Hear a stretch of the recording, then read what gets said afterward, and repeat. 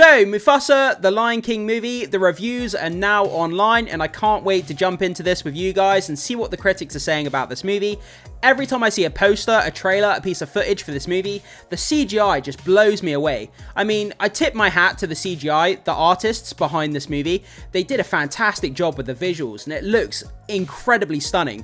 What movies are going to look like in the next 5 to 10 years? If this is anything to go by, then it's just going to be unreal for the next 5 to 10 years. But anyway, let's get back on point. So let's jump into Rotten Tomatoes, check out the critic score for this movie and see what it's sitting at the moment. And we'll go down and check out what some of the top critics are saying in their reviews for Mufasa, the Lion King movie. So this comes to us from Cosmic Book News. Disney's Mufasa, The Lion King bombing with critics, first reactions are in. So I'm going to say straight off the bat here, I do not agree with this title for this article here. It says bombing with critics, but based on what the critic score is currently sitting at for this movie, you'll see why in a minute that I don't agree with why it says here that it's bombing. I don't believe it is based on the score that it's sat at. We'll get to that in just a sec. So the early reviews and first reactions have hit the net for Disney's Mufasa, The Lion King, and they're not good. Normally, the first reactions and reviews are over the rainbow excited for how great said film is, but that's not the case here. So, with 65 reviews, Mufasa the Lion King is currently rotten on Rotten Tomatoes with a score of just 58%. So, let's go over to Rotten Tomatoes now and check the most up-to-date score, because as new reviews come online, the score could have shifted. So, let's have a look at the actual updated score here. So, the updated score has gone up by 1 point to 59%. So this is why I said I don't agree with the title to the article. It says it's bombing. It says this movie is bombing with critics.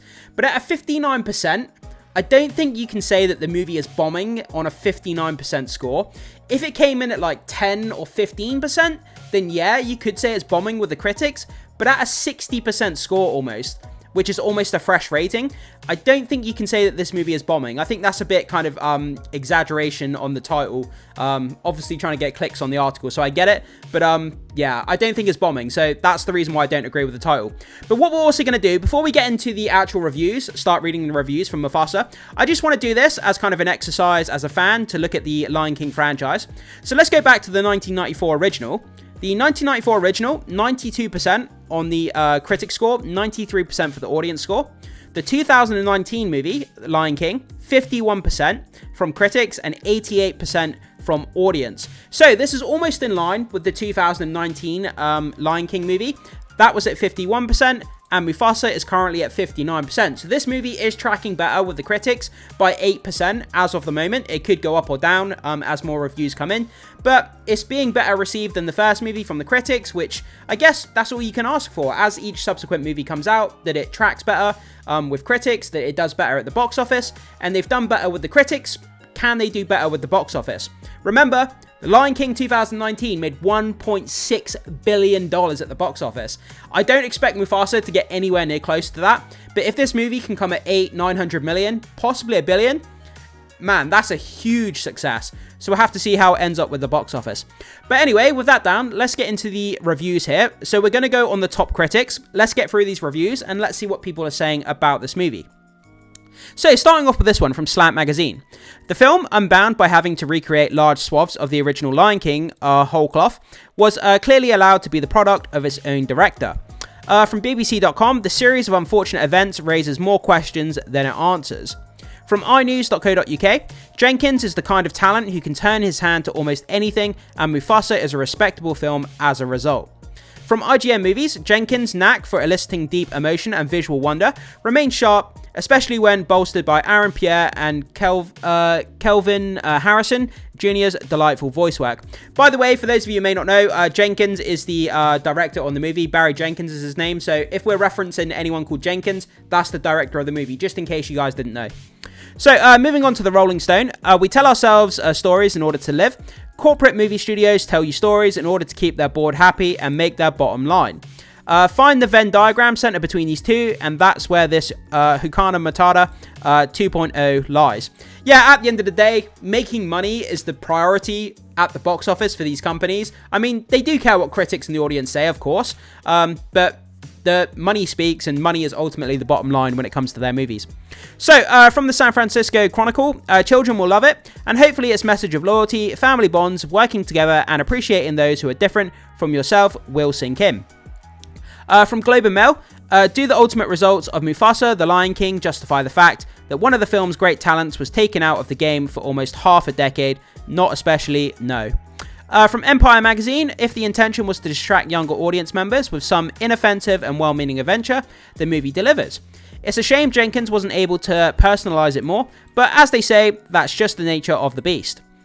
From the Irish Times, there's a little character, no visible emotion, just endlessly show-offy technical competence. So he's saying here that even though there's not much charm to the movie, the technical competence, the CGI, is absolutely incredible. So that's got something going for it. From Screen International, the CG images still impress, and there are gripping moments during the film's second half as the insecure Mufasa embraces his destiny.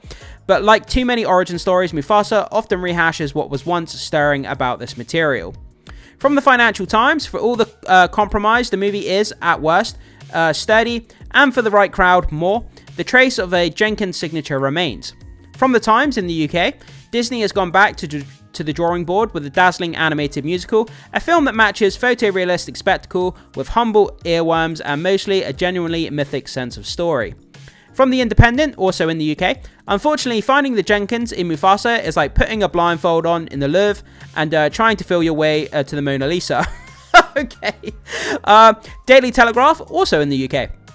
While Mufasa is never as actively depressing as 2019's Dumbo or 2022's Pinocchio, the exercise has perhaps never felt as craven or pointless as it does here.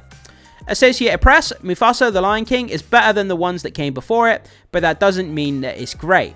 Newsday, Disney knows how to tug heartstring, of course. Mufasa won't leave you dry-eyed. Still, despite the high-resolution visuals, it's hard to fully embrace these digital animals. From USA Today, thanks to Jenkins' imitable grace and Miranda's tuneful swagger, it continues to feel vibrant. From the Chicago Sun-Times, the voice work for the outstanding cast is rich and warm and vibrant, and while the songs from the great Lin-Manuel Miranda, with Lebo M making valuable contributions, might not make the generational catalogue, they're still infectious and clever. From The Guardian, all in all, this is not a bad tale from Disney-failed content of talking animals, but a minor cousin to the first film's movie royalty. To bring up an issue that arose with when Walking Phoenix flaked on Todd Haynes' latest project, is this any way to spend 2 years of an artist's prime period? Okay, so he's basically doing a review, but he's talking about something else. That's kind of strange. But yeah, so as you can see there, it's a very, very mixed bag. A lot of people are saying, while the movie is still competent in the CGI department and the visuals are stunning, that it lacks emotion, it lacks depth, it lacks character. While other people are saying that it's not as good as the first movie, the 2019 version, but there is still some fun to be had here. There's still some enjoyment to be had. Some of the songs are great, but still, it doesn't quite live up to that first movie. But the competence of the CGI, the visuals, the stunning nature of the imagery is still kind of top notch. And that might just be enough to win over the audience, and I really, really hope it does. I grew up with Lion King in the 90s on the VHS, those classic Disney VHS tapes. So this is a franchise that's dear to my heart, and I hope that this really does well at the box office. I want people like a new generation to love Lion King as much as I did when I was growing up as a kid. And, you know, it brings a lot of joy to people, so I hope it does well. So let's go back over here and finish off with the article. The number is actually in line with the 2019's Lion King from Jon Favreau, which is at 51% Rotten Tomatoes score, which we already looked at. It seems like Marvin Gaye is right on the money when he sang, "There ain't nothing like the real thing, baby." The 1994 animated film has a Rotten Tomatoes score of 92%. Favreau's Lion King did go on to make over $1.6 billion. I still can't get over that. That Lion King in 2019, directed by Jon Favreau, to $1.6 billion. That's insane. $1 billion. So obviously, who cares what the critics think? The fan score will become available when the movie opens Friday. Yeah, I mean, ultimately, if you're making billions of dollars on these Lion King movies, who cares what the critics think? Disney sat there popping bottles of champagne, celebrating. They're sat there with a truckload of money, and they're thinking, yeah, the critics didn't enjoy it that much, but you know, I've got a truckload of gold bullion over there, so who I can't even get my words out. Who the hell cares, you know, what the critics think? Because I've got a truck full of gold money behind me. So who cares what the critics think? As long as it makes billions of dollars, I mean, everybody's happy. So So the backlash started with the trailer. It's worth a mention that fans disliked the first trailer to oblivion on YouTube, so much that Disney disabled the comments and the director even responded to the backlash. Quote, "There is nothing soulless about The Lion King," Barry Jenkins responded to a fan. "For decades, children have sat in theatres all over the world experiencing collective grief for the first time, engaging Shakespeare for the first time across aisles, in myriad languages, and most potent vessel for communal empathy." So, the box office estimates. So this is where it gets interesting. What is this tracking to open at? So, box office estimates are all over the place, as Mufasa is said to open anywhere between 45 to 65 million. Favreau opened to nearly 200 million. Wow. That Lion King from 2019 opens nearly 200 million. And apparently this one's going to be opening somewhere between 45 to 65. Opening box office is important to a point, but it's not the be-end all. You know, if the movie has great legs, if people do repeat viewings, if people bring their family members, they bring their friends, if large groups of people go and do repeat viewings, and it has really long legs, and the drop-off from week 1 to week 2, and so on, continues to hold strong, then it could do really, really well at the box office. Opening weekend is important, but, you know, the actual life of the movie and how long it can sustain a good box office run is ultimately the most important factor here. So, what did the negative reviews say? Obviously, we don't need to do that because we've already read through all the reviews. Positive reviews. Okay, so pretty much the article is just talking about the negative and positive reviews, which we've already dived into. So that's kind of where we are. So it looks like it's a very, very mixed bag on the movie so far.